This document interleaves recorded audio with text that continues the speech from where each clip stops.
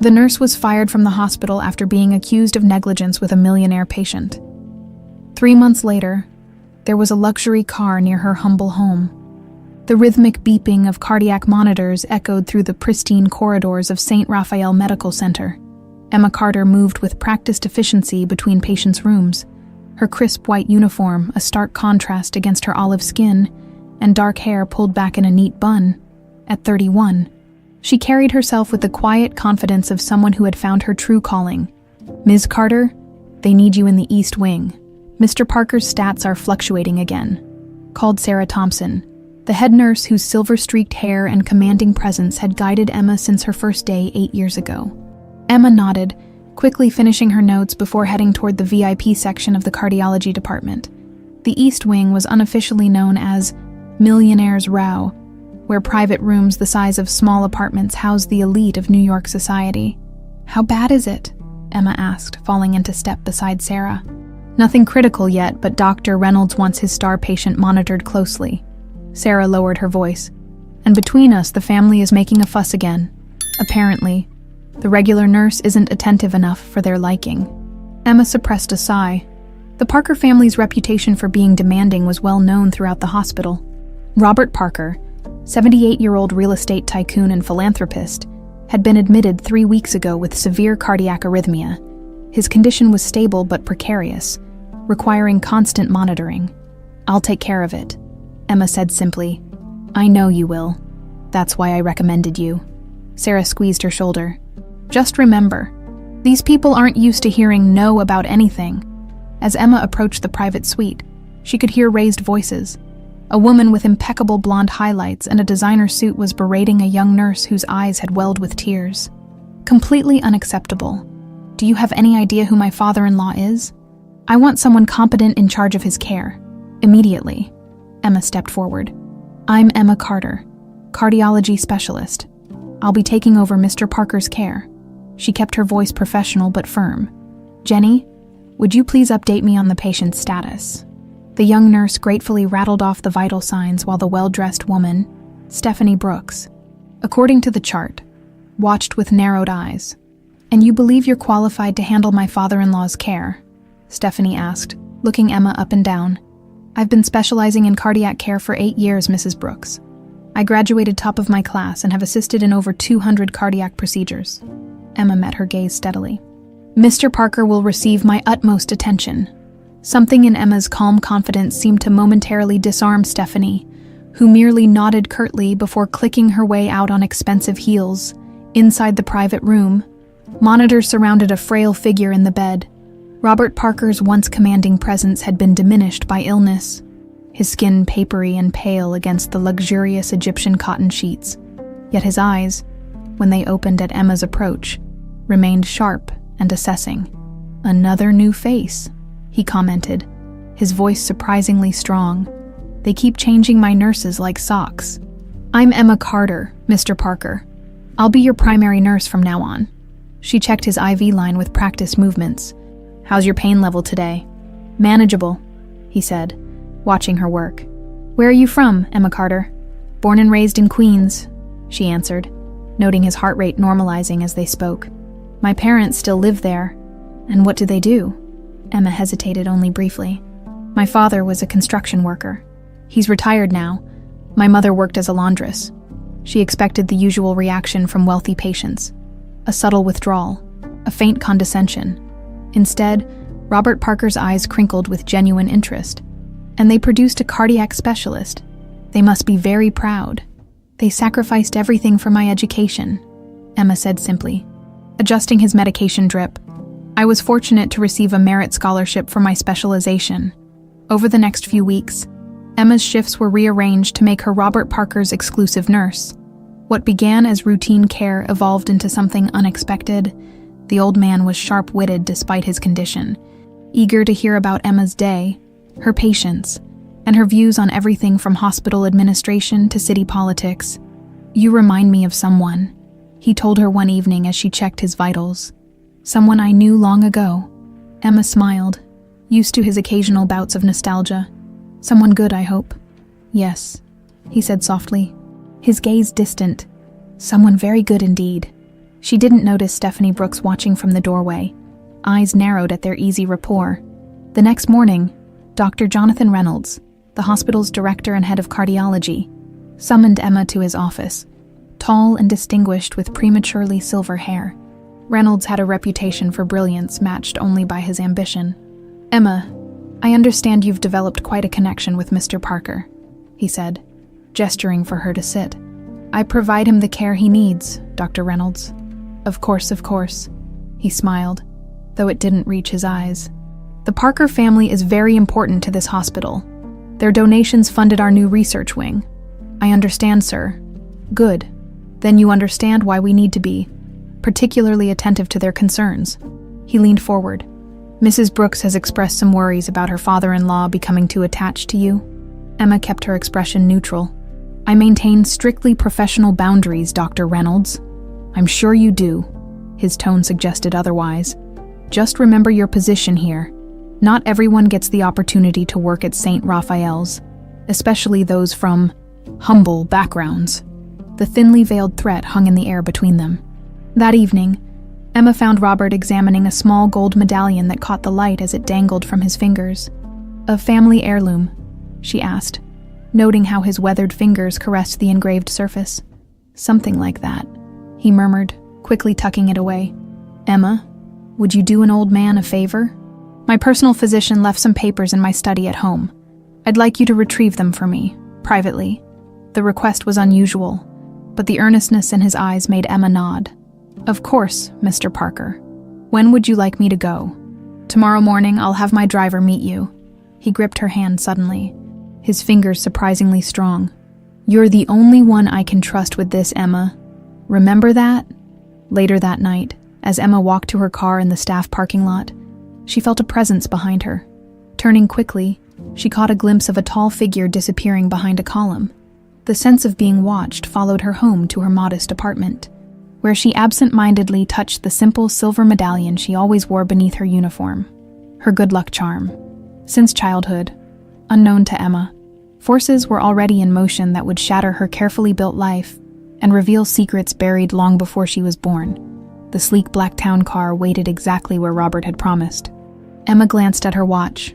6:47 a.m., well before her scheduled shift. The driver, an older man with kind eyes, tipped his cap. "Miss Carter, I'm Frank. Mr. Parker sent me." The 20-minute drive to the Parker mansion on the Upper East Side passed in silence. Emma gazed out the window as modest neighborhoods gave way to tree-lined streets with imposing brownstones. Then finally, the exclusive enclaves where old money quietly displayed its power. The Parker estate stood behind wrought iron gates, a limestone fortress of old-world elegance. Frank escorted her through a side entrance. "Mr. Parker said you'd know what to look for in his study," Frank offered. "Third door on the right. The family is still asleep, so..." Emma nodded, understanding the need for discretion. The study was a gentleman's sanctuary.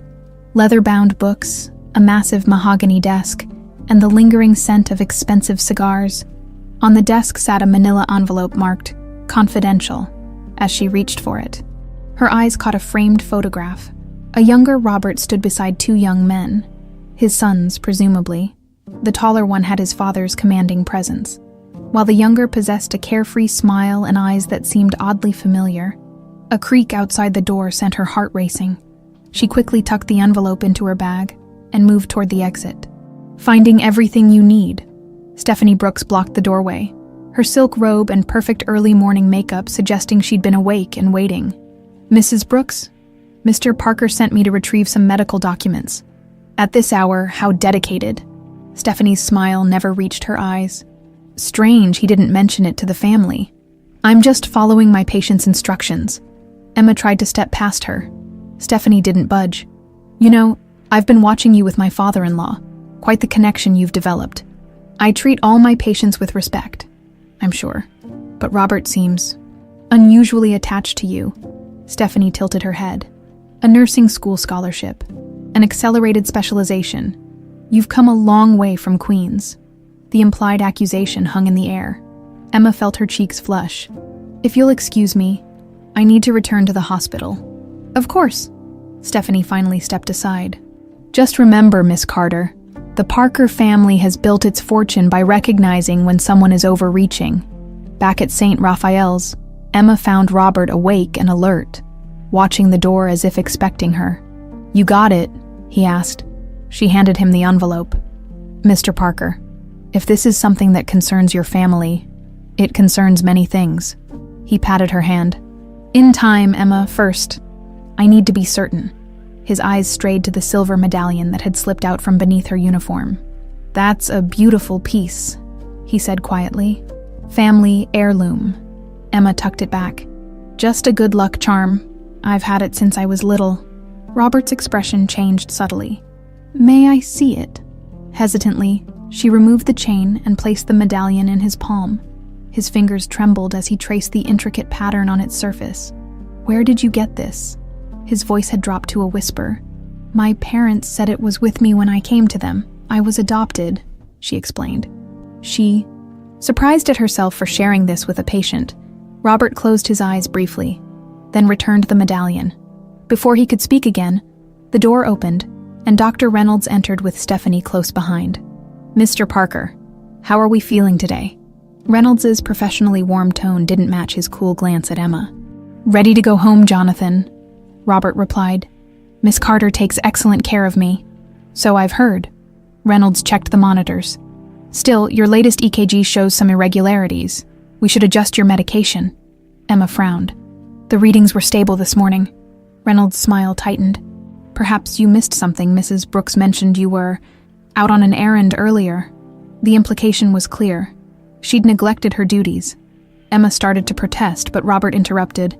"I sent her, Jonathan, my request." Reynolds nodded, but Emma didn't miss the glance he exchanged with Stephanie.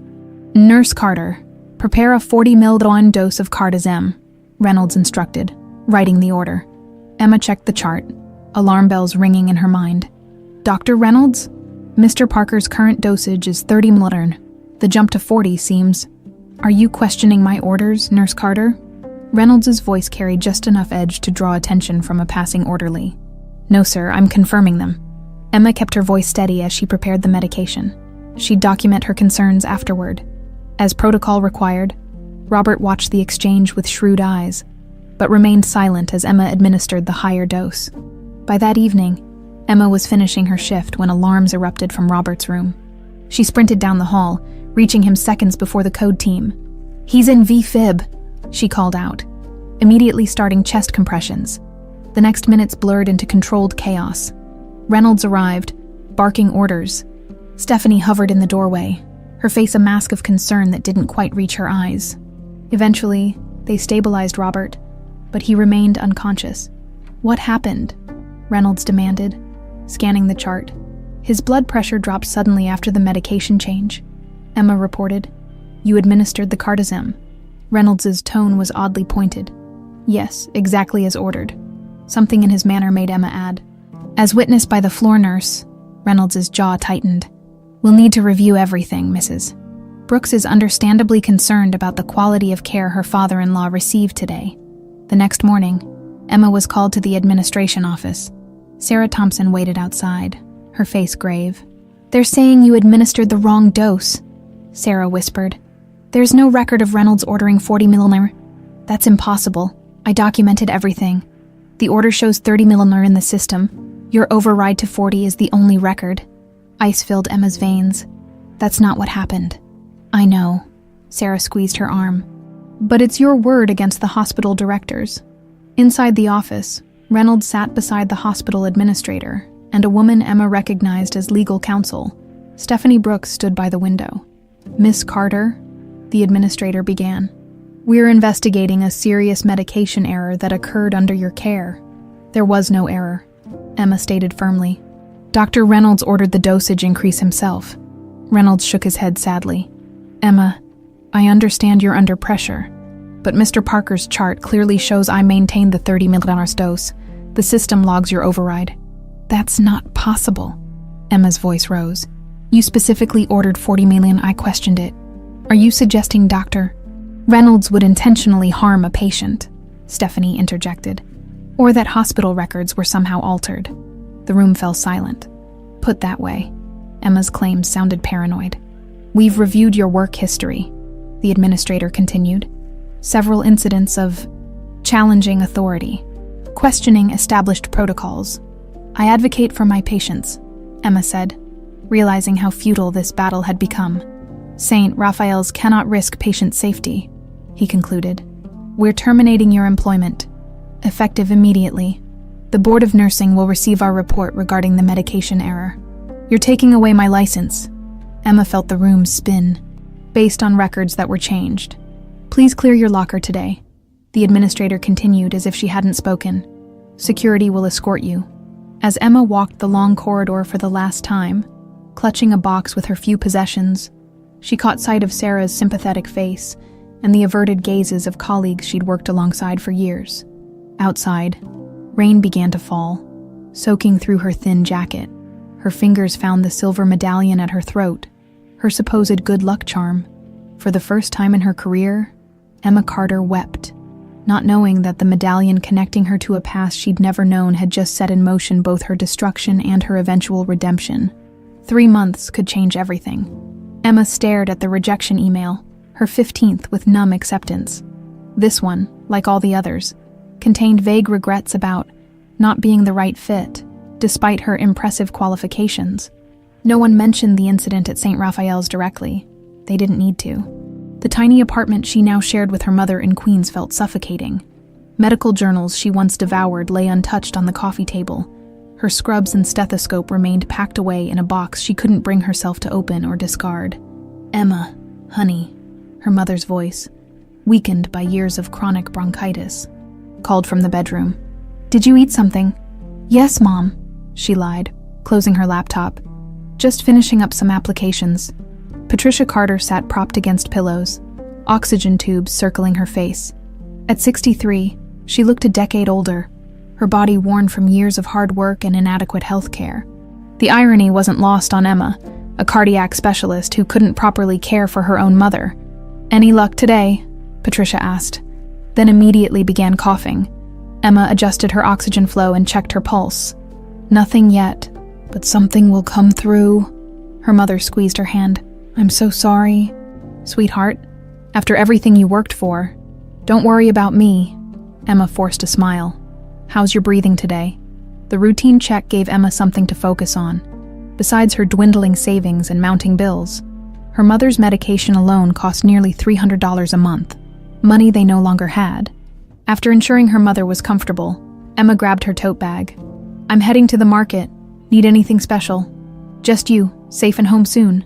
The local farmer's market had become Emma's unlikely workplace. Her table, tucked between a produce stand and a bread vendor, displayed neatly arranged embroidered handkerchiefs and small linen sachets. The delicate needlework, a skill her mother had taught her during long childhood evenings, now provided their only income. Morning, Emma, called Greta from the vegetable stand. Beautiful day, ain't it? Emma nodded, arranging her modest wares. The embroidery earned barely enough to cover groceries. Certainly not rent or medications. By midday, she'd sold 3 handkerchiefs and a sachet, about $20 worth. As she considered packing up early, an elderly woman approached, leaning heavily on a cane. Excuse me, the woman said, her breathing labored. Are you the nurse everyone talks about? Emma tensed. Had her disgrace followed her even here? I was a nurse, she answered cautiously. My grandson has a terrible fever. Been 2 days now. The woman's eyes pleaded. The clinic has a 6-hour wait, and we don't have insurance since my daughter lost her job. Emma hesitated. Providing medical advice outside a licensed facility was technically illegal, especially for someone under investigation by the nursing board. I really can't. Please, the woman whispered. He's only 4. 20 minutes later, Emma found herself in a cramped apartment 3 blocks away. The little boy lay listless on a worn couch, his forehead burning with fever. His mother hovered anxiously nearby. 103,8, Emma announced after checking his temperature.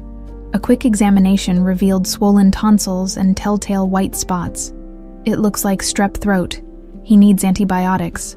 We can't afford the urgent care copay, the mother admitted. I already lost a day's wages staying home with him. Emma thought quickly. I know someone at the free clinic on Delaney. I'll call them. Outside, Emma made a call. Not to the clinic, but to Sarah Thompson. Their friendship had survived Emma's dismissal, though they spoke infrequently to protect Sarah's position. "Penicillin for a 4-year-old with strep? I'll drop some samples at the usual place," Sarah said without hesitation. "Emma, how are you holding up?" "I'm fine," she answered automatically. "Thanks for this, Sarah." An hour later, Emma returned with the medication and clear instructions. As she was leaving, the boy's mother pressed $40 into her hand. "Please," she insisted when Emma tried to refuse. "It's worth every penny not to sit in the emergency room all night." That night, Emma counted her day's earnings, $73, more than she'd made in the past 3 days combined. Something shifted in her mind, a solution she'd been avoiding. The next week passed in a blur of discreet house calls. Word spread quickly through the neighborhood about the skilled nurse who would come to your home for a fraction of what urgent care would cost. Most patients offered what they could, sometimes cash, other times food or services. Mrs. Abernathy from the corner store provided groceries in exchange for monitoring her diabetes. Mr. Lopez fixed their leaky faucet after Emma helped with his mother's bed sores. Emma kept careful records and never attempted anything beyond her training. For serious cases, she insisted they go to the hospital. Still, she lived with constant anxiety about being reported one evening as Emma checked a young woman's surgical stitches. The woman asked, "Why aren't you at a fancy hospital? You're better than any doctor I've seen." Emma's hands stilled momentarily. Sometimes life takes unexpected turns. After the patient left, Emma sat at her small kitchen table, calculating expenses versus income, even with her underground practice growing. They were falling behind. Her mother needed a new oxygen concentrator, and the landlord had hinted at a rent increase. A knock at the door startled her. Emma peered through the peephole to see a middle-aged man in an expensive suit. Her heart froze. Someone from the nursing board, or worse, a lawyer from St. Raphael's. Steeling herself, she opened the door. "Can I help you?" "Miss Carter, I'm Martin Wilson, an investigator." He offered a business card from a private agency. "I'd like to discuss Robert Parker." "Mr. Parker is no longer my patient." Emma kept her voice neutral despite her racing pulse. "I haven't had any contact with him since leaving St. Raphael's." "That's precisely what interests me." Wilson's eyes assessed her small apartment. "Mr. Parker has been asking for you, repeatedly, according to my sources. I wasn't aware he'd regained consciousness. Limited consciousness. Mostly incoherent, but your name comes up often." Wilson shifted his weight. "The family finds this concerning." Of course they did. Emma's hand instinctively reached for her medallion. "I treated Mr. Parker professionally and compassionately, as I did all my patients. Yet he formed a peculiar attachment to you, even sent you on personal errands." Emma's mind raced. How much did they know about the envelope? "I have nothing further to share, Mr. Wilson. Please leave." After he departed, Emma paced the small apartment, anxiety mounting. If the Parkers were investigating her, what else might they do? Could they somehow discover her underground practice? Her mother's voice interrupted her thoughts. "Emma?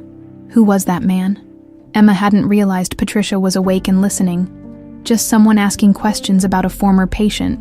Patricia's eyes, still sharp despite her failing body, studied her daughter. "About the rich man? The one when everything went wrong?" "Yes." Patricia struggled to sit up. "There's something I need to tell you, something I should have told you years ago." "Mom, you need to rest." "No." Patricia's voice was suddenly stronger. "It's about your medallion, about where you really came from." Emma froze. "What about it? That fancy family, the Parkers, they're connected to you." Patricia coughed violently, waving off Emma's attempt to help. "The woman who arranged your adoption? She worked for them." The world seemed to tilt beneath Emma's feet. "What are you saying?" "I don't know all the details, but that medallion, it came with you, and there was money, every month to keep quiet about where you came from." Emma sank onto the bed, her mind racing to connect impossible dots. The way Robert had looked at her medallion, the strange familiarity she'd felt with him, the photograph of his sons in the study. "Why didn't you tell me?" she whispered. "We were afraid of losing you." Tears filled Patricia's eyes. "And then you seemed so happy with your life. Your career, we didn't want to confuse you with mysteries we couldn't explain." A harsh coughing fit seized Patricia. Worse than usual, Emma quickly reached for the rescue inhaler, her medical training taking over despite her emotional turmoil. As she helped her mother breathe, Emma's mind cleared with sudden purpose. Whatever connection existed between her past and the Parkers, she needed answers. Not just for herself, but for the ailing woman who had raised her with love, regardless of blood. Outside their window, a sleek black car idled across the street. Emma didn't notice it, nor the man watching their apartment with calculated interest. The black car had been parked across the street for 3 days. Emma noticed it first on Tuesday morning while heading to Mrs. Gonzalez's apartment to check on her newborn. By Thursday, she was certain someone was watching her. She considered calling the police, but quickly dismissed the idea with her underground practice. Bringing any official attention was too risky. Instead, she varied her routes, took sudden turns, and even ducked through the back door of the corner bodega, once to shake the tail. She felt certain was following her. That evening, as Emma returned from her last house call, a retired teacher with uncontrolled hypertension, heavy clouds unleashed a summer storm. She hurried up the block, medical supplies hidden in her ordinary tote bag, rain soaking through her thin jacket. The black car was gone from its usual spot. Relieved, but still cautious, Emma jogged the last few yards to her building. As she fumbled for her keys, a tall figure stepped from the shadows of the entryway. "Miss Carter!" Emma stumbled backward, keys held between her knuckles as an improvised weapon. The man raised his hands in a placating gesture, his expensive suit now visible under the flickering hallway light. "I'm not here to harm you," he said, his voice carrying the polished tones of privilege and education. "I'm Alexander Parker, Robert Parker's son." Emma stared, recognition dawning. He was the taller son from the photograph in Robert's study, mid-30s, with his father's commanding presence but softer features. Unlike the photo, his face now carried the tight lines of stress and exhaustion. "What do you want?" Her voice came out sharper than intended. 5 minutes of your time. Inside, preferably." He glanced at the rain. "Unless you prefer we have this conversation in the hallway." Against her better judgment, Emma led him into the apartment, grateful her mother was sleeping. The small living room, with its worn furniture and piles of medical textbooks, felt suddenly shabby under his assessing gaze. "Why are you here, Mr. Parker? Did your investigator not get enough information?" Alexander's eyebrows rose slightly. "Martin can be overzealous. I apologize if he upset you. What does your family want from me? I'm already ruined professionally." "Isn't that enough?" Something like discomfort flickered across his face. "I've been in Europe for the past 6 months, conducting cardiac research in Stockholm. I only returned last week when my father's condition worsened. I had nothing to do with what happened to your father." "Perhaps?" His eyes, so much like Robert's, studied her intently. "My father regained limited consciousness 3 days ago. The first word he spoke was your name." Emma's breath caught. "He's awake, intermittently, mostly confused." Alexander moved to the window, looking out at the rain-slicked street. "Before his cardiac incident, my father gave me a letter with instructions to open it only if something happened to him. I opened it last week." He turned back to her, expression unreadable. "The contents were unexpected. He claimed you are related to our family." The medallion at Emma's throat suddenly felt heavy. "How?" "He believed you are my brother Sean's daughter." The room seemed to tilt. Emma steadied herself against the wall. "That's impossible. I've never met any of you before St. Raphael's. My brother died 10 years ago. If my father's theory is correct, you would have been about 21 at the time." He watched her reaction carefully. "Too old for the adoption story to make sense, I know. But my father included the results of a private DNA test. It shows a familial match to the Parker line." Emma sank onto the couch. "My mother, my adoptive mother, told me recently that my adoption was arranged by someone connected to your family, that money was paid to keep it quiet." "When were you born, Miss Carter?" "October 12, 1993. Something shifted in Alexander's expression. "Sean was 20 that year, studying at Columbia." He reached into his jacket, removing an envelope. "My father hired a private investigator to look into your background before his hospitalization. The results are concerning." Emma took the envelope with trembling fingers but didn't open it. "Why would he do that?" "Initially, I suspected it was because you had somehow discovered your connection to our family and were using it to get close to him. Alexander's admission was blunt. The Parker fortune attracts opportunists. Anger flashed through Emma. I didn't even know I was adopted until I was 12. I worked for everything I had. So I've gathered. His tone softened slightly. My father's investigation paints a different picture than the one my sister-in-law has presented. Stephanie Brooks, Emma said bitterly. Alexander nodded. She claims you manipulated my father for financial gain, that you deliberately administered the wrong medication. That's a lie, Doctor. Reynolds changed the dosage himself. I questioned it at the time. Reynolds? Alexander's expression darkened.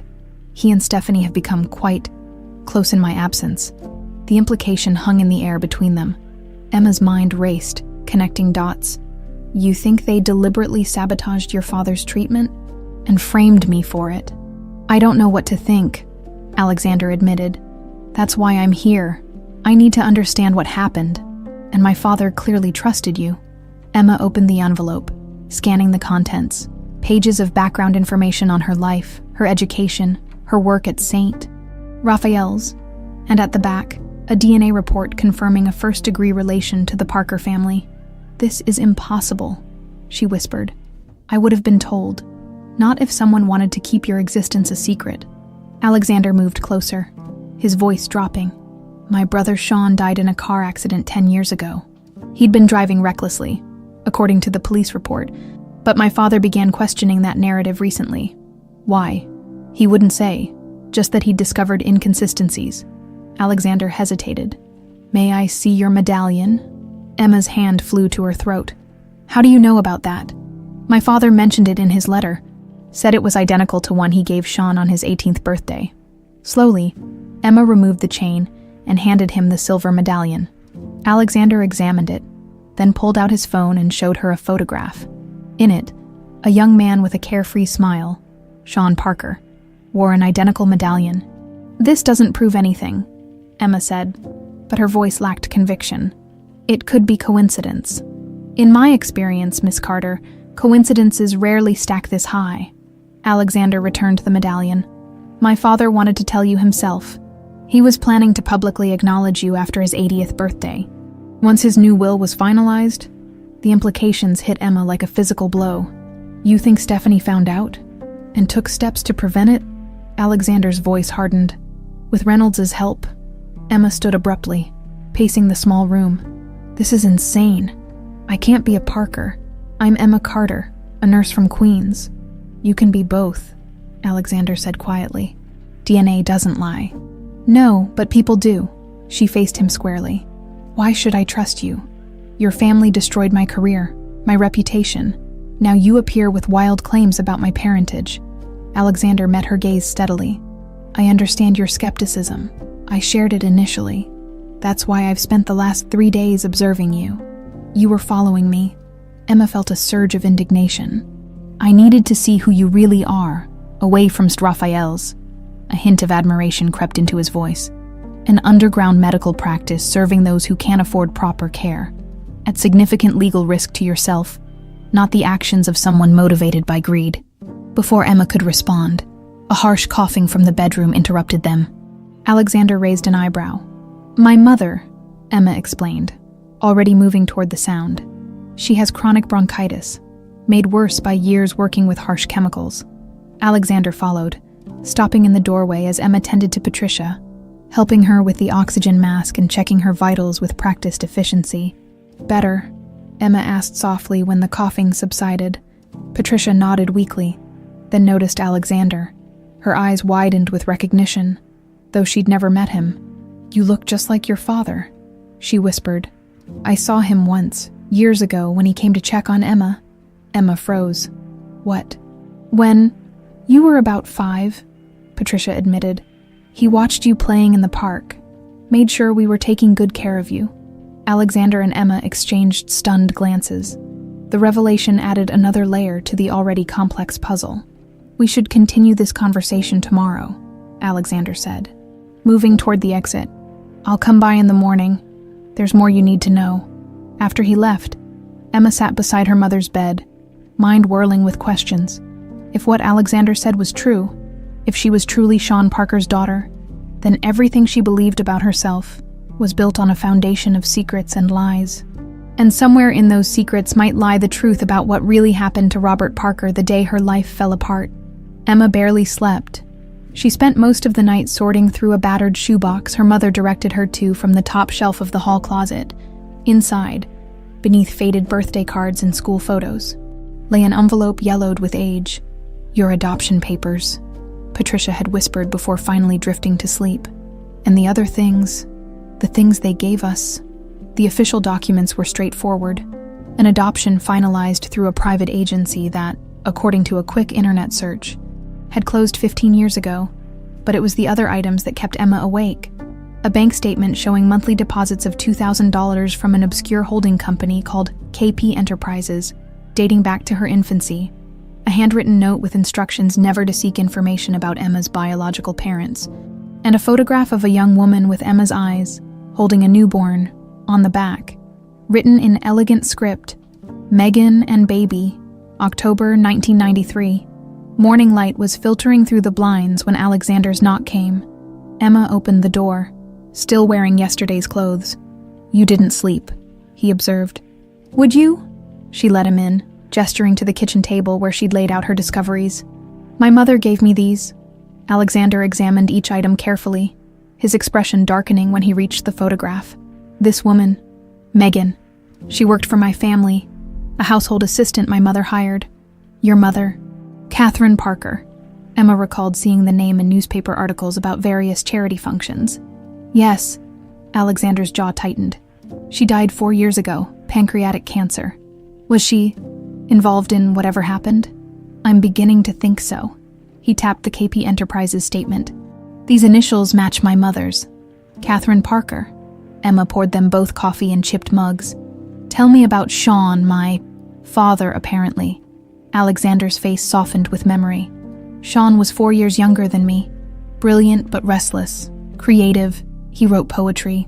Played guitar badly." A smile flickered.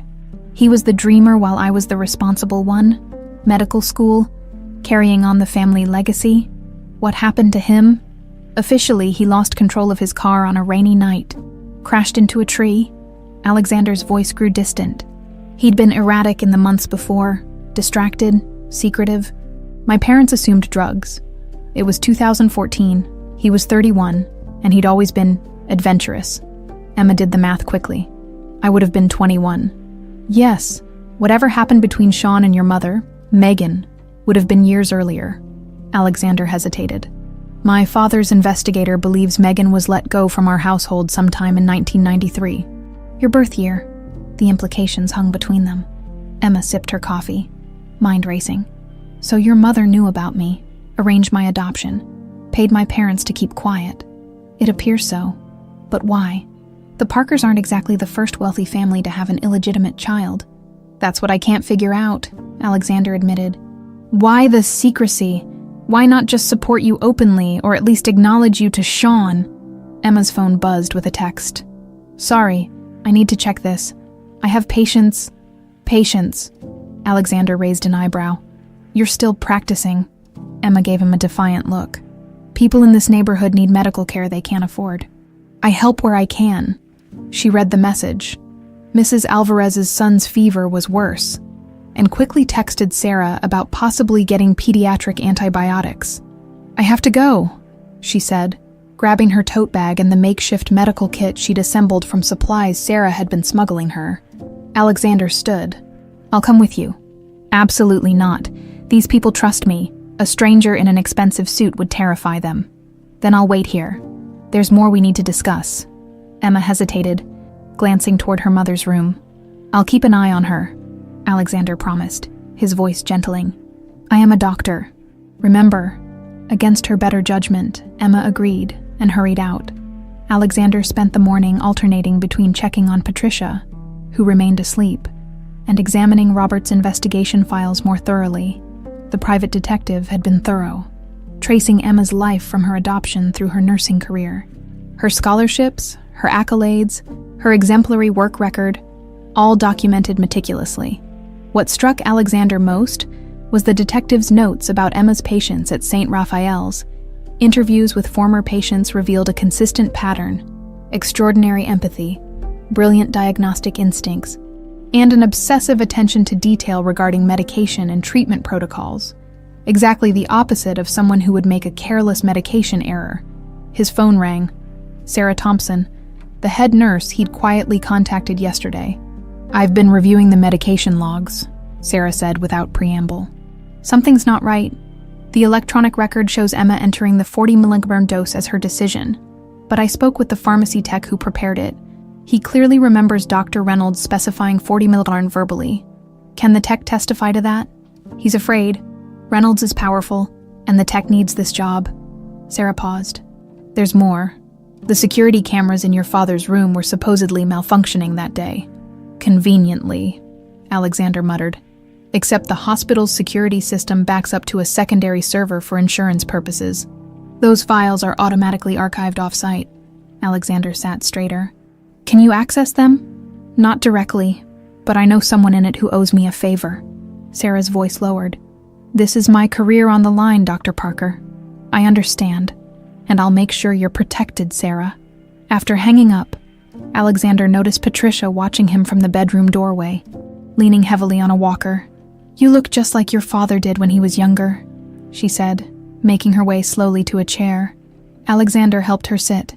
"Did you meet Robert Parker before yesterday's revelation?" Patricia nodded. "Once, when Emma was about 5, he came to the playground where she was playing. Just watched her for a while, then approached me, asked how she was doing in school, if she needed anything." "Did he say why he was interested in her?" "No, but he left an envelope with cash before he left." Patricia's eyes grew distant with memory. $10,000, said it was to ensure her education wouldn't be limited by our finances. "And my mother, Catherine Parker, did you ever meet her?" Patricia's expression hardened. "No, only her lawyer. He brought the original papers and the first payment, made the threats." "Threats?" Alexander's voice sharpened. "If we ever told Emma where she came from, the money would stop and they'd take her away." Patricia's hands trembled. "We'd tried for years to have a child when they brought Emma to us. This perfect, beautiful baby. We agreed to anything." Alexander processed this information silently. The level of manipulation was extreme, even for his image-conscious mother. "Did Sean, my brother, ever try to contact you or Emma?" "Not that I know of." Patricia looked troubled.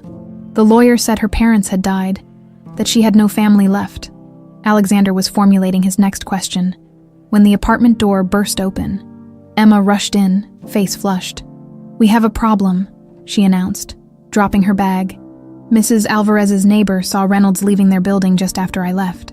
He had a woman with him, blonde, designer clothes. Stephanie," Alexander confirmed grimly. "They were asking questions about me, showing my hospital ID photo." Emma's voice trembled with barely controlled rage. "They're trying to catch me practicing without a license." Alexander stood. "They're getting nervous, trying to discredit you further before we can build a case." "It gets worse." Emma met his gaze directly. "Mrs. Alvarez said the woman mentioned offering a reward for information about the fraudulent nurse, who's been endangering the neighborhood." Patricia gasped. "They can't do that." "They can and they will." Alexander's voice hardened. "We need to move more quickly than I anticipated." "What's your plan?" Emma demanded. "First, we get you somewhere safe. My father's investigation contains sensitive information that could damage Stephanie and Reynolds if exposed." Alexander checked his watch. "Then we meet with someone who might have answers about what really happened between Sean and your mother." "Who?" "Frank. My father's driver. He's been with the family for decades. And according to these notes," Alexander tapped the file, "he was particularly close to Sean." Emma hesitated, glancing at her mother. "I'll arrange private nursing care for your mother," Alexander promised, reading her concern. "The best available." "I don't need charity," Patricia began. But Emma gently took her hand. "Mom, this isn't about charity. It's about safety. Yours and mine." Emma's voice was firm but gentle. "If they're willing to destroy my career over this, what else might they do?" Patricia studied her daughter's face, then nodded slowly. "You have your father's determination," she said softly. "Sean was always so passionate about doing what was right, no matter the cost. Emma and Alexander exchanged surprised glances. "You knew Sean?" Emma asked. "I met him once," Patricia admitted. "When Megan was pregnant with you, he came looking for her, but she was already gone. Your grandmother had sent her away." Patricia's eyes filled with tears. He was so desperate to find her, so in love. Alexander's phone buzzed with a text from Sarah. "Found the security footage. You need to see this. Coming to your place now. Change of plans," he announced, showing Emma the message. "Sarah's bringing evidence directly to us." Emma nodded, her face set with determination. Whatever secrets had been buried all these years, she was finally going to uncover them, and with them, the truth about what really happened to Robert Parker under her care. Sarah Thompson arrived an hour later, her nurse's scrubs hidden beneath a nondescript jacket. She carried a plain USB drive like it contained state secrets. "I had to call in every favor I've earned in 15 years, she said, embracing Emma briefly, before nodding to Alexander. "Dr. Parker." Emma made quick introductions to her mother before they gathered around Emma's laptop at the kitchen table. "Before I show you this," Sarah warned, "you need to understand what's at stake. If they discover I accessed this footage, I'll lose more than my job." Alexander's expression was grim. "I give you my word, Sarah. Whatever happens, you'll be protected." Sarah inserted the drive. "The footage covers the 2 hours before Robert Parker's cardiac event. I've already reviewed it." The video showed Robert's hospital room from a high corner angle. The timestamp indicated it was 2:14 p.m., about 40 minutes before the code blue was called. The room was empty except for Robert, who appeared to be sleeping. At 2:17, Stephanie entered, glancing cautiously around before approaching Robert's bedside. She checked his IV, then looked toward the door again.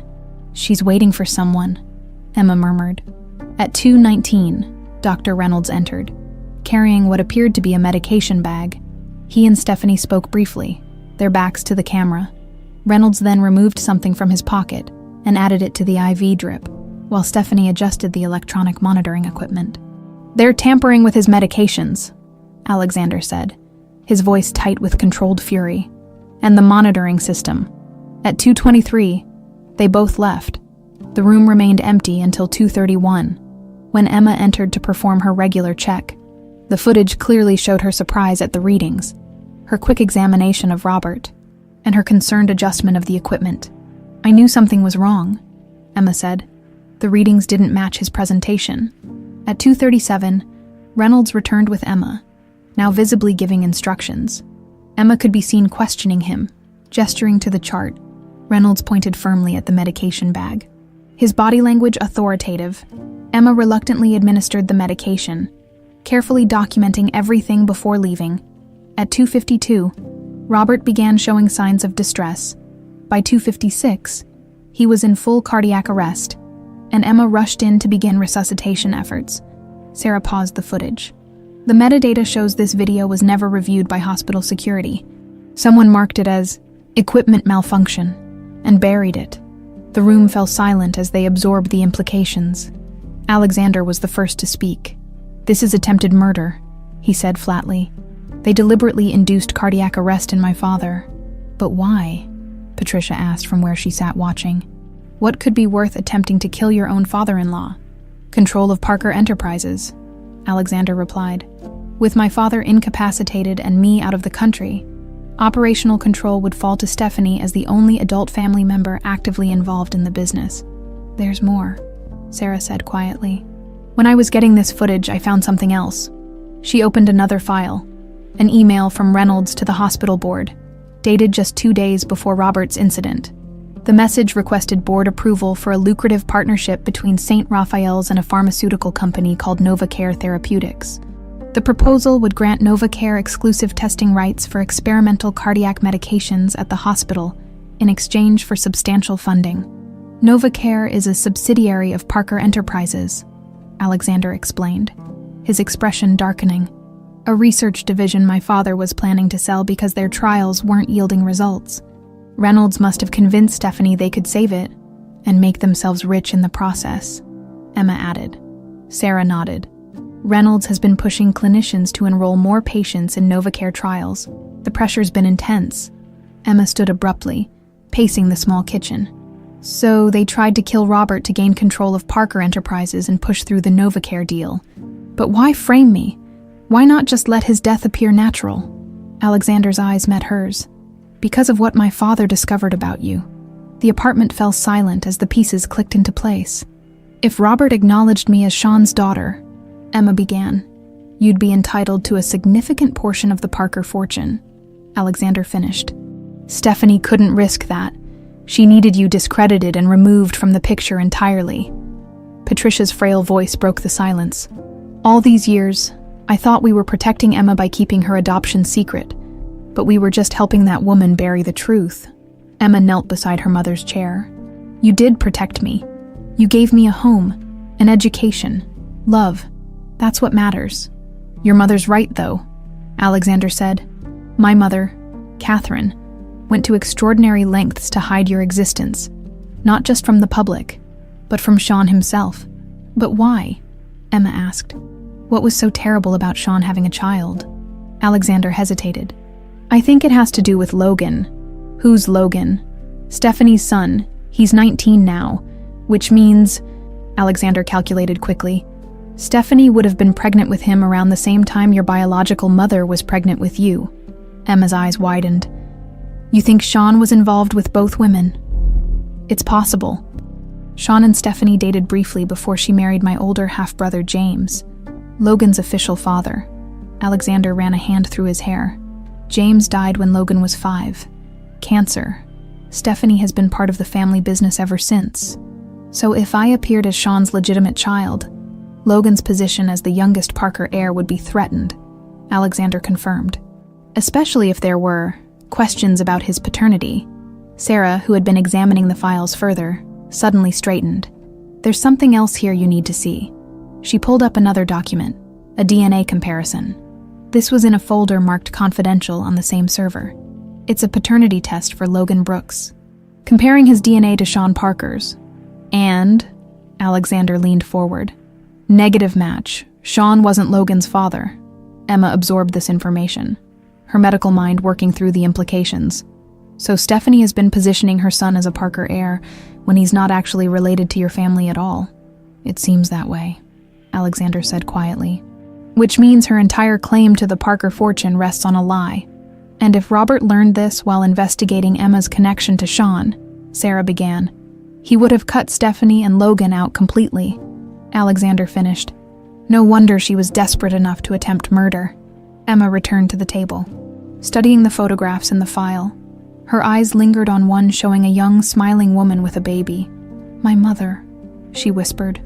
Megan, what happened to her? Is she still alive? Alexander's expression softened with regret. According to my father's investigation, she died 5 years ago, car accident in Oregon. The news hit Emma like a physical blow. She'd been harboring a secret hope of one day meeting this woman, this stranger, whose blood ran in her veins, whose eyes she saw every time she looked in a mirror. I'll never know her, she said softly. But she left you something, Patricia said, struggling to stand. Something I should have given you years ago. She disappeared into her bedroom, returning with a small wooden box. This came with you. I was supposed to destroy it, but I couldn't. It's from your real mother. Emma opened the box with trembling hands. Inside lay a journal bound in soft leather, a strand of dried flowers pressed between its pages, and a letter in a sealed envelope addressed simply, to my daughter, when she's ready to know the truth.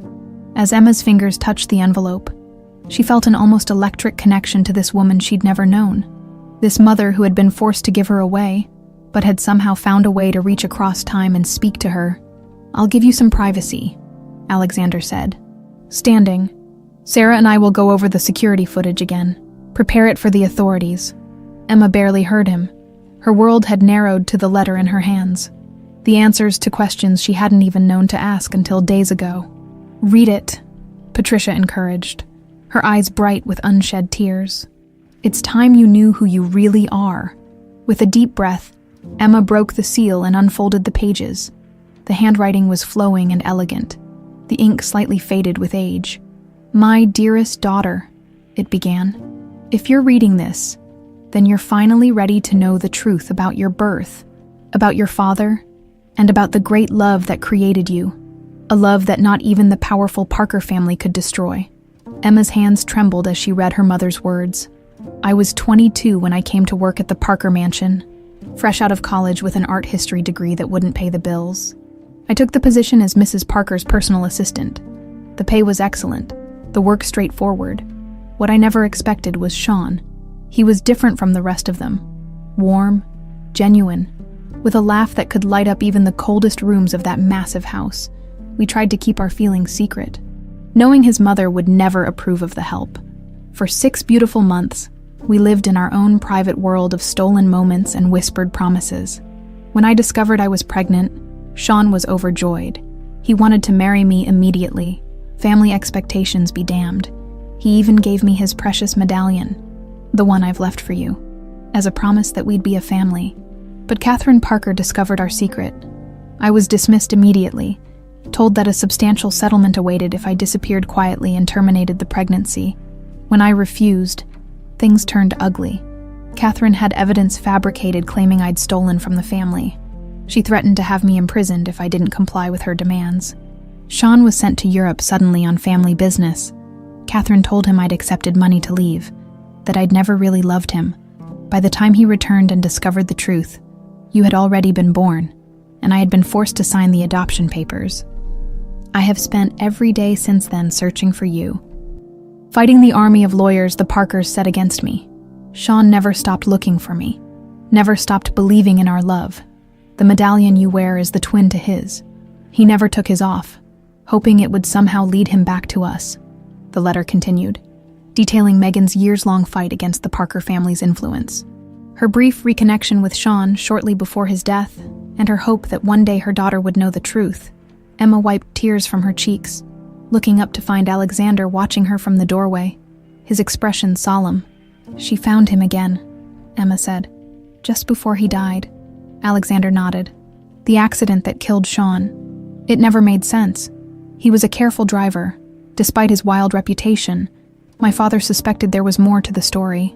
According to this, Sean was on his way to meet with a lawyer about challenging my adoption when his car crashed. Emma handed him the letter. Your mother told him Megan had left willingly, taken money to disappear. Alexander read quickly, his face hardening. My mother was formidable in protecting what she considered the family's interests. He looked up. But this goes beyond ruthlessness. This was cruel. A knock at the door startled them all. Sarah, who had been reviewing the security footage again, moved quickly to answer it, checking the peephole first. It's Frank, she said, looking to Alexander for confirmation. He nodded, and Sarah opened the door to admit the elderly driver who had taken Emma to the Parker mansion months ago. Dr. Parker, Frank acknowledged, then turned to Emma with a slight bow. Miss Carter, or should I say Miss Parker? Emma gestured for him to sit. You knew, didn't you, all this time? I knew Sean was looking for a young woman when he died, Frank said, settling his weathered frame into a chair. I drove him many places those last weeks. Private investigators, lawyers, even to Queens once or twice. You drove him the night he died, Alexander stated flatly. Frank nodded, his eyes clouding with old grief. He was excited that night, said he finally had proof that would blow everything wide open, his exact words. Proof of what? Emma asked. I don't know for certain, but he had a file with him. Documents he'd taken from your mother's private safe, Dr. Parker. Alexander leaned forward. Did you see what was in it? No, but after the accident. Frank hesitated. I was first on the scene, called it in, while waiting for emergency services. I checked on him. The file had spilled open. And, Alexander prompted, there were photos of a baby. You, I suppose, Miss Carter, and what looked like banking records. Frank's gaze turned distant with memory. Sean was still conscious, briefly. He pressed his medallion into my hand, told me to find her and tell her the truth. Then the ambulance arrived. And in the chaos, the file disappeared. Alexander finished grimly. Yes, sir. Police said they never found it. Emma exchanged a look with Alexander. Stephanie, they said simultaneously. She was at the hospital that night, Frank confirmed. Arrived before anyone else somehow. Had access to Sean's personal effects. The pieces were falling into place with chilling clarity. Sarah, who had been silently processing all this, suddenly looked up from her laptop. "I think I found something else," she said. "The hospital keeps records of all visitors. The night before Robert Parker's cardiac event, Stephanie Brooks accessed his room at 2 a.m., outside normal visiting hours. With Reynolds?" Alexander asked. "No, with Logan," Emma frowned. "Her son? Why would she bring him?" "Perhaps to remind Robert what was at stake," Alexander suggested. "The future of the Parker name, as she sees it." Emma's phone rang suddenly. "Mrs. Gonzalez, one of her underground patients," she answered quickly, her face growing serious. "I'll be right there," she promised before hanging up. "Mrs. Gonzalez says there are people at her apartment asking questions. A woman matching Stephanie's description and 2 men who look like private security. They're closing in," Alexander said grimly. "We need to move now." "I need to warn my patients first," Emma insisted. "These people trust me." "There's no time," Alexander argued. "If Stephanie finds you, I won't abandon vulnerable people who depend on me," Emma stated firmly. "Not everyone has the luxury of private health care and legal protection, Dr. Parker." Something in her tone made Alexander pause. He studied her for a moment, then nodded slowly. "You're right, and that's exactly why my father recognized something special in you." His voice softened. "Something worthy of the Parker name." The unexpected compliment caught Emma off guard. Before she could respond, Patricia spoke up from where she had been quietly observing. "She gets that from her father," the older woman said. "Sean had that same sense of justice, that same heart." A moment of understanding passed between Alexander and Emma's adoptive mother, a shared recognition of the legacy that connected them all. "Frank can take you to warn your patients," Alexander decided. "Sarah and I will gather the evidence and meet you at my father's house in 2 hours." "Your father's house?" Emma questioned. "Won't that be the first place Stephanie looks?" "Exactly," Alexander replied with grim determination. "It's time we stopped running and confronted this head-on. My father is still chairman of the board, still legally in control of Parker Enterprises despite his condition. If we can get him to confirm your identity..." "He's barely conscious," Sarah reminded him. "But responsive enough to recognize Emma," Alexander countered. "If we can document that recognition officially, it establishes reasonable doubt about Stephanie's claims." Emma considered the risks, then nodded decisively. 2 hours, but I need to stop at St. Raphael's first." "That's too dangerous," Alexander protested. "There's something there I need," Emma insisted. "Something that might help Robert remember." Understanding dawned on Alexander's face. "The medallion, the one he was examining the day he collapsed. If they match like Megan's letter says, seeing them together might trigger his awareness." Emma's medical training gave weight to her theory. Memory is complex, but powerful emotional connections can sometimes break through even severe impairment. Alexander hesitated, then nodded. "I'll create a diversion at the hospital. Reynolds is scheduled for a board meeting at 4 p.m. That should keep him occupied while you retrieve it." "I know where Robert kept it," Frank offered. "In a hidden compartment in his bedside table. Old habit from his military days, keeping important things close." They quickly formed a plan, with Sarah agreeing to use her hospital access to help Emma, while Alexander gathered the legal documentation they would need. As they prepared to leave, Emma took one last look at the letter from her biological mother. The final lines resonated with new significance. "Whatever happens, know that you were born from love, a love powerful enough to threaten one of the most influential families in America. That strength runs in your blood. My daughter, never forget it." With renewed determination, Emma tucked the medallion securely around her neck. For the first time in her life, she felt the weight of her true inheritance. Not the Parker fortune, but the courage of the parents who had loved her enough to defy a dynasty. St. Raphael Medical Center's familiar glass entrance loomed before Emma like the gateway to a battlefield. She squared her shoulders, adjusting the borrowed scrubs and ID badge Sarah had provided, belonging to a nurse of similar appearance currently on vacation. "Remember, you have 15 minutes max," Sarah murmured, guiding her through a service entrance. Reynolds should be in his meeting, but Stephanie could be anywhere.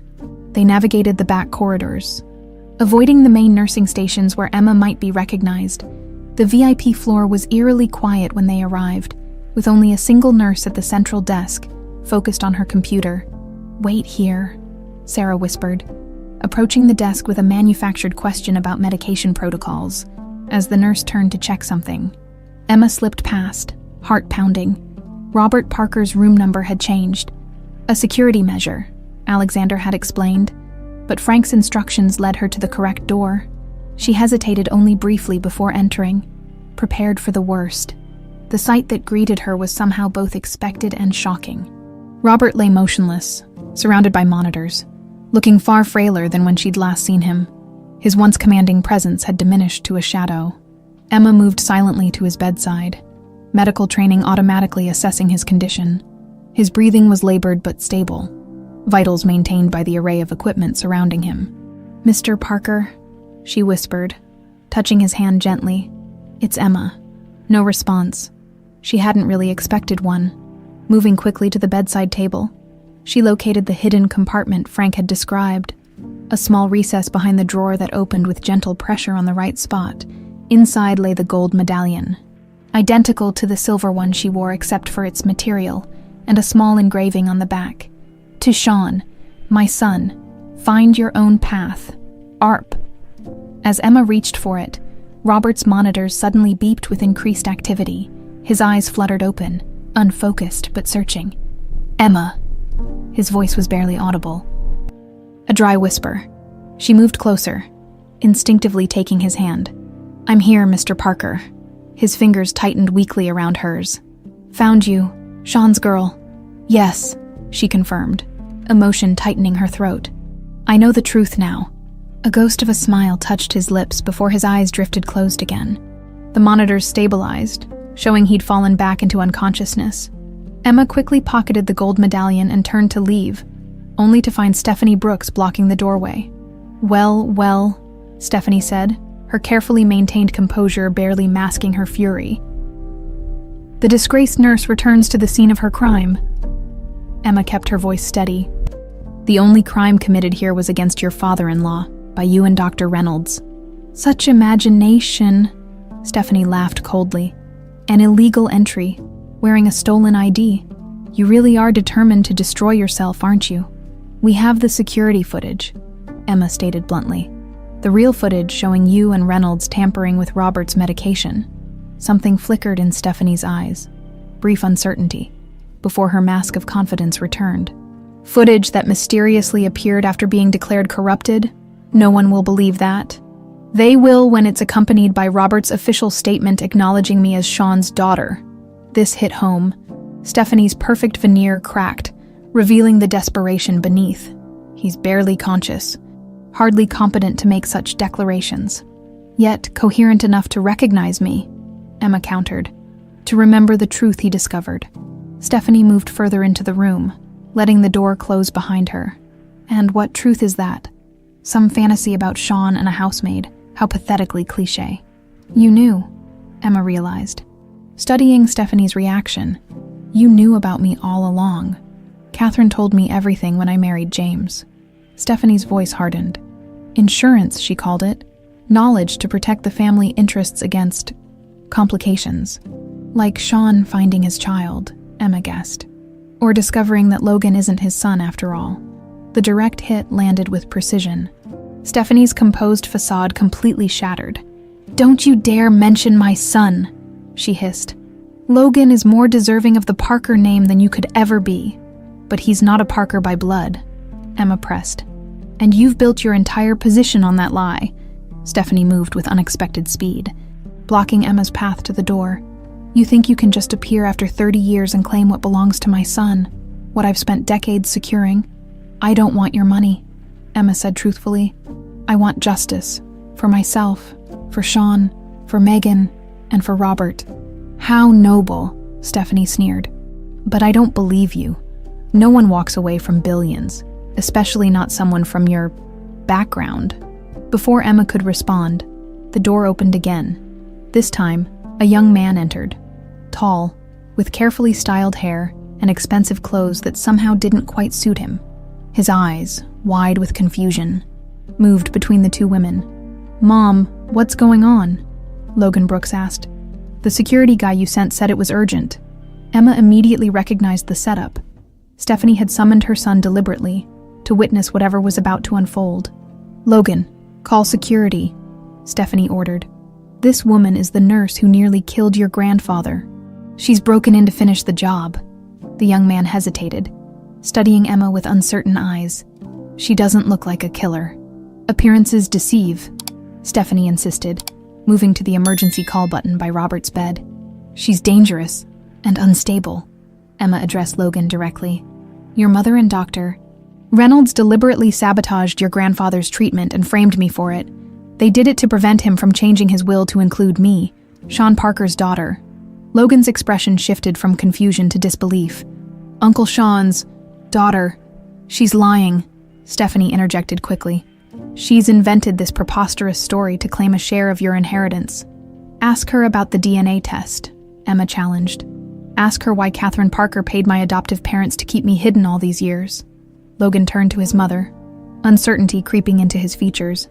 "Mom," for a moment. Stephanie seemed at a loss, then her expression hardened with resolve. "Logan, trust me.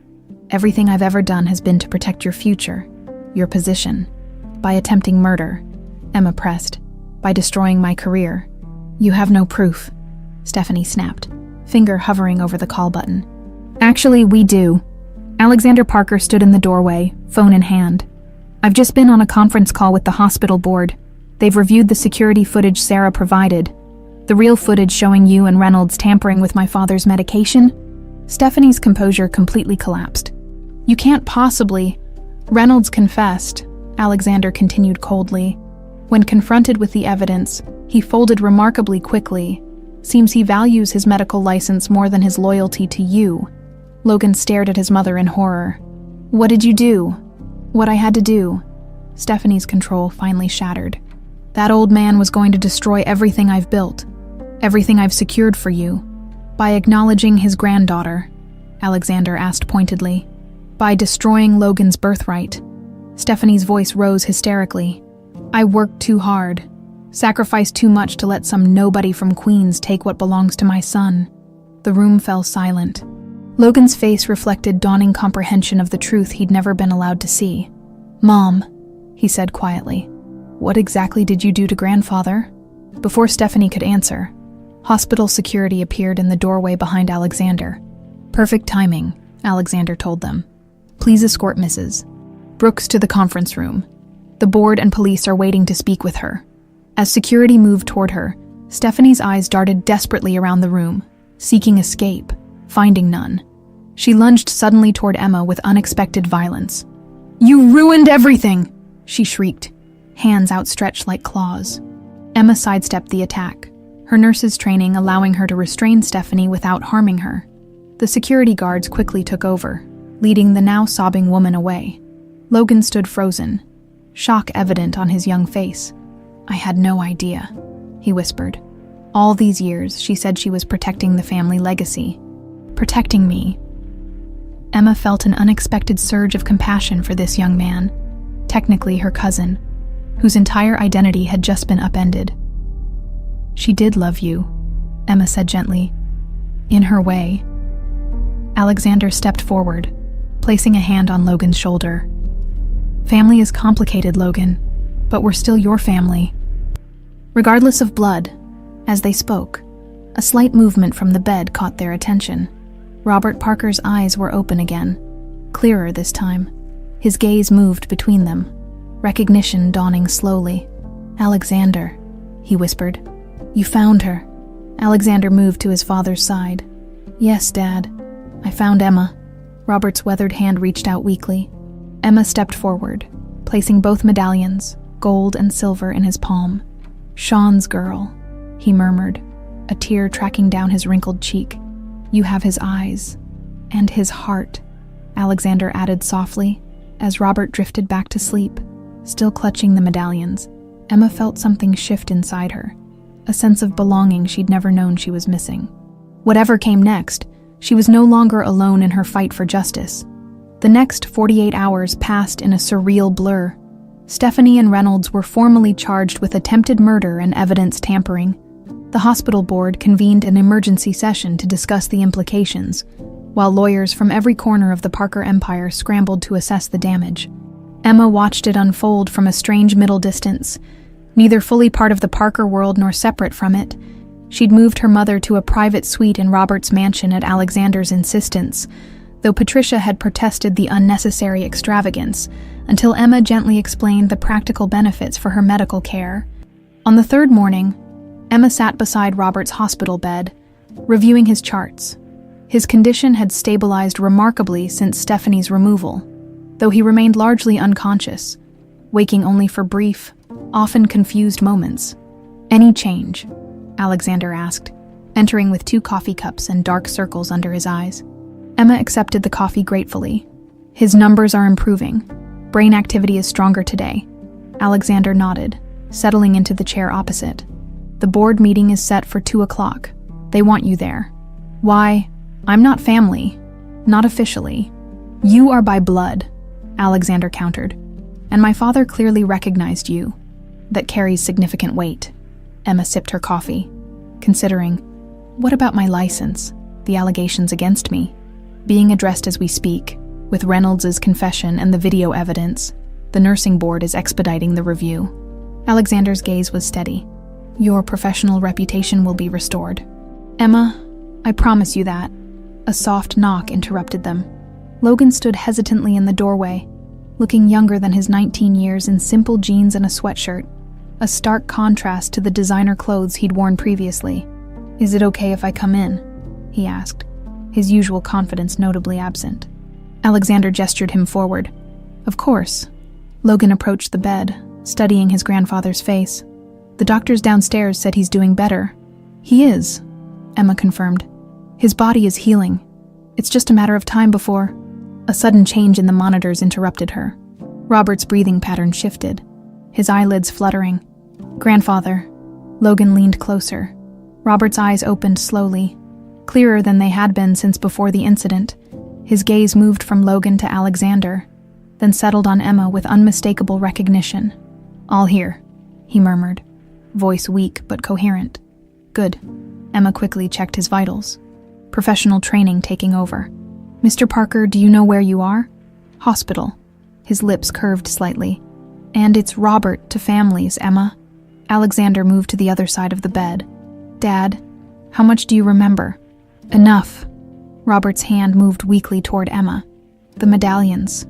She placed them in his palm, the gold one that had been Sean's, and her silver one. "Matched set," Robert said softly. "Had them made when the boys were born. Gold for the eldest, silver for the youngest." His fingers traced the engravings. "Catherine gave Sean's to Megan after he died. Said it would tie up loose ends. Didn't know she'd already given you the silver one." "How did you find out about me?" Emma asked. "Accident," Robert admitted. "Found old letters in Catherine's things after she died. Started investigating. When I saw your medallion at the hospital, knew immediately." His breathing grew more labored with the effort of speaking. "Save your strength," Alexander urged. Robert shook his head stubbornly. "No time. Board meeting today. Need to make it official." "Dad, you're in no condition." "Video call," Robert insisted. "Need to be there. Need to acknowledge Emma, publicly." Emma exchanged concerned glances with Alexander. "Medically speaking, it's not advisable. Not negotiable," Robert stated with a flash of the commanding presence that had built his empire. "Waited too long already. Nearly died before making things right." Before they could argue further, Dr. Winters, the new attending physician who had replaced Reynolds, entered for rounds. "Well, this is an improvement," he remarked, noting Robert's consciousness. "How are you feeling, Mr. Parker?" "Like someone tried to kill me," Robert replied dryly. "Need to attend a board meeting this afternoon, video call." Dr. Winters frowned. "I wouldn't recommend—" "Not asking for recommendations," Robert interrupted. "Asking for what's needed to make it happen." The doctor looked to Alexander, who shrugged slightly. "You know how he is," after a thorough examination. Dr. Winters reluctantly agreed that a brief video appearance wouldn't endanger Robert's condition, provided he remained monitored and ended the call at the first sign of distress. As the doctor left, Robert beckoned Logan closer. "Sorry about your mother," he said simply. "Not your fault." Logan's eyes glistened with unshed tears. "I didn't know what she was doing, I swear." "Course not," Robert assured him. "You're still family, boy. Nothing changes that." The simple declaration seemed to lift a weight from Logan's shoulders. He straightened slightly, nodding with newfound resolve. "I'll be there," he promised, at the board meeting. 2 hours later, Emma found herself in the imposing boardroom of Parker Enterprises, seated beside Alexander at an enormous mahogany table. Around them, 12 board members, mostly older men in expensive suits, eyed her with barely concealed curiosity. At the head of the table, a large screen displayed Robert from his hospital bed. Looking remarkably composed despite his condition, Sarah Thompson stood discreetly beside him, monitoring his vitals. "Let's get to the point," Robert began without preamble. "Recent events have necessitated significant changes to the company's leadership structure. Dr. Reynolds and Stephanie Brooks have been removed from all positions pending criminal proceedings." Murmurs circulated around the table, though no one seemed particularly surprised given the media coverage of the arrests. "More importantly," Robert continued, "I'm officially acknowledging Emma Carter as my granddaughter, the biological daughter of my late son, Sean Parker." This announcement generated clear shock. One board member, braver than the others, raised his hand. "Mr. Parker, with all due respect, this is quite sudden. Is there any verification of this claim?" "DNA testing confirms it," Alexander replied, sliding folders toward each member. "Along with substantial documentary evidence compiled by my father's investigators, the circumstances of Emma's birth and subsequent adoption were complicated," Robert added, his gaze directly meeting Emma's across the video link. "My late wife took steps to conceal Emma's existence, even from Sean himself, actions I deeply regret not discovering sooner." The room fell silent as the board members processed this information. "As such," Robert continued, strength returning to his voice, "I am amending the family trust to include Emma as a full beneficiary, with all rights and privileges accorded to Parker descendants."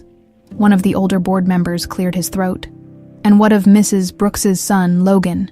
His position has been substantial in company planning." "Logan remains my grandson in every way that matters," Robert stated firmly. "His position within the company will depend on his own merits and choices, as it should." As if on cue, Logan entered the boardroom, taking a seat at the far end of the table. His expression was solemn but determined. "Furthermore," Robert pressed on, "I am appointing Alexander as interim CEO. Effective immediately, Emma will join the board of the Parker Foundation, overseeing our healthcare initiatives." Emma started to protest. "Robert, I'm not qualified." "You're exactly qualified," Robert countered. "A medical professional with experience serving those without access to proper care. Precisely what the foundation needs." Before further discussion could unfold, Robert's strength visibly began to wane. Sarah stepped forward, signaling to Alexander. "That's enough for now," Alexander announced, rising. "My father needs rest. We'll reconvene tomorrow to address operational details." As the board members filed out, Emma remained seated, processing everything that had just occurred. In less than a week, she had gone from disgraced nurse struggling to support her mother to acknowledged heir of one of the country's largest fortunes. "Overwhelming, isn't it?" Logan asked, approaching hesitantly after the room had emptied. Emma nodded. "I never wanted this. Any of it." "I believe you," he said simply, "which probably makes you the only person in the Parker orbit who isn't after something." A small smile touched Emma's lips. "I wouldn't say that. I do want something." "What?" "Justice," she replied, "and the chance to do some real good with the resources your grandfather is offering." Logan studied her with newfound respect. "You really are like Uncle Sean, at least from what I've heard about him." As they spoke, Alexander returned from seeing the board members out. "Dad's asking for you," he told Emma. "Said there's one more thing he needs to discuss privately." Emma found Robert looking exhausted but oddly peaceful when she returned to his hospital room. Sarah discreetly stepped out, leaving them alone. "You did well," Emma told him, adjusting his oxygen. "Long overdue," Robert replied. "But there's more. Something you need to know about Sean's accident. It wasn't entirely accidental." Emma stilled. "What do you mean?" "Started investigating after finding Catherine's papers. Brake lines on Sean's car." Robert's voice faded momentarily. "Someone tampered with them. A chill ran through Emma. "Do you know who?" Robert's eyes met hers, filled with old grief and new determination. "Not yet, but we will. Truth deserves to come out. All of it." As she sat beside this man, her grandfather, Emma felt the weight of a legacy she'd never asked for settling on her shoulders. Not just the Parker name or fortune, but the long-buried secrets and unresolved injustices that came with it. 6 months later, Emma stood at the podium before a crowd of journalists, medical professionals, and city officials. Behind her, the sleek glass facade of the newly established Parker Cardiac Institute gleamed in the autumn sunlight. "Today marks not just the opening of a new medical facility," she began, her voice steady despite her nerves, "but the fulfillment of a vision, one that believes quality cardiac care should be available to every patient, regardless of their ability to pay." From the front row, Alexander watched with evident pride, while Logan sat beside him, looking more comfortable in his own skin than he had months ago. Patricia was there too, her oxygen tank discreetly hidden beside her wheelchair, her eyes bright with emotion. The Parker Cardiac Institute will serve as both a research center for innovative treatments and a teaching hospital, with 50% of beds reserved for patients who would otherwise lack access to specialized cardiac care. The applause that followed felt surreal. Emma's gaze drifted to the empty seat beside Alexander. Robert's seat, though he had recovered enough to leave the hospital. Today's excitement had proven too taxing. He was watching the ceremony via private live stream from the mansion. After the ribbon cutting and requisite handshaking, Emma escaped to the quiet of her new office. The framed credentials on the wall still surprised her. Her nursing license, formally reinstated with apologies from the board. Alongside her new title, Director of Community Cardiac Services, Alexander found her there, contemplating the view of the city through floor-to-ceiling windows. "Quite a change from your underground clinic in Queens," he observed, closing the door behind him. Emma smiled. "I still go back once a week. Back. Some patients won't trust anyone else. Loyalty runs both ways." Alexander moved beside her. "Dad's asking for you. Says he has something important to discuss before tonight's board meeting." The drive to the Parker mansion was familiar now, though Emma still felt a flutter of disbelief each time the gates opened to admit her. 6 months hadn't erased the strangeness of her new reality. She found Robert in his study, surrounded by papers and looking more like himself than he had in weeks. His recovery had been painstaking but steady, his determination to see his plans through providing powerful motivation. "There she is," he said warmly as Emma entered. "The woman of the hour." "Hardly. I just gave a speech. The real work begins tomorrow." Exactly what Sean would have said. Robert gestured to the chair opposite his desk. "Which brings me to why I asked you here." He pushed a leather-bound folder toward her. "The investigation into Sean's accident is complete." Emma's heart quickened. This was the final piece of the puzzle they'd been pursuing. The truth about her father's death. "And?" she asked, not touching the folder yet. "It was murder," Robert confirmed grimly. The brake lines were deliberately cut. Professional job, made to look like mechanical failure. Emma had suspected as much since their conversation in the hospital. But the confirmation still hit hard. Do we know who? Not directly. The actual saboteur was a mechanic with gambling debts who died 3 years ago. Robert tapped the folder. But the money trail leads to a shell company associated with Novacare Therapeutics. Reynolds and Stephanie, Emma concluded, pieces clicking into place. Indirectly, yes. Reynolds was chief researcher at Novacare before joining St. Raphael's. The timing aligns with when Sean was investigating his mother's secret payments. Emma finally opened the folder, scanning the meticulous investigation. He was getting close to discovering the truth about me, and threatening Catherine's carefully constructed narrative. Robert's expression darkened. My wife had convinced Stephanie that Sean's child, you, would threaten Logan's position when Sean started asking questions. They silenced him. Emma finished, a cold clarity settling over her. Does this change the criminal case against them? It will. The prosecutor is reviewing the evidence now. Robert leaned back, studying her. How does it feel, knowing the truth at last? Emma considered the question carefully. Complicated. I'm grateful to understand what happened, but it doesn't bring him back. Doesn't change the fact that I never knew him. But you carry him with you, Robert said gently. His compassion. His sense of justice. I see it every day. A knock at the door interrupted them. Logan entered, looking uncharacteristically nervous. "Sorry to interrupt, grandfather. I can come back." "No, come in." Robert gestured him forward. "Emma and I were just finishing." Logan nodded to Emma, then addressed his grandfather.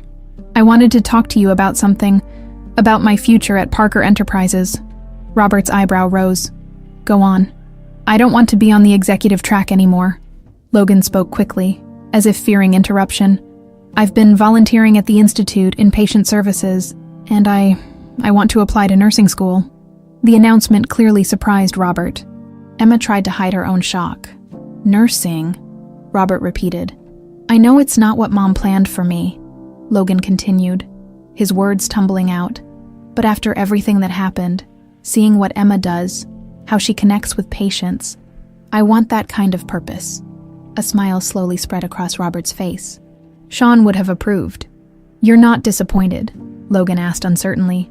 "Disappointed that my grandson wants to dedicate his life to helping others?" Robert shook his head. "Never." Later, as Emma and Logan walked together toward the main hall where the board meeting would soon begin, he turned to her with unexpected vulnerability. "Do you think I can do it, really? After everything my mother did?" Emma considered him thoughtfully. "You're not defined by her actions, Logan. You get to choose your own path. Like you did," he observed, "even when they tried to destroy you." Before Emma could respond, Alexander approached. Tablet in hand, "You both need to see this." He showed them a news alert. Stephanie Brooks had accepted a plea deal, confessing to conspiracy in both Robert's near-fatal cardiac event and involvement in covering up Sean Parker's murder. In exchange, she would receive a reduced sentence of 8 years. Reynolds refused the same deal, Alexander added, still claiming limited involvement. His trial starts next month. Emma absorbed this news with mixed emotions. Justice was being served, but at tremendous cost to everyone involved. The board meeting that followed focused on the future, the Institute's operations, the Foundation's expanded mission, and new transparency measures for all Parker Enterprises. Throughout the discussions, Emma found herself watching the interactions between Robert, Alexander, and Logan, 3 generations navigating a transformed family dynamic. When the meeting concluded, Robert asked Emma to stay behind. Once they were alone, he handed her an elegant wooden box. "I had these made," he explained as she opened it. Inside lay 3 medallions, gold, silver, and a new platinum one, all bearing the Parker family crest. "The gold was Sean's," Robert explained. "The silver yours, and the platinum is for your mother.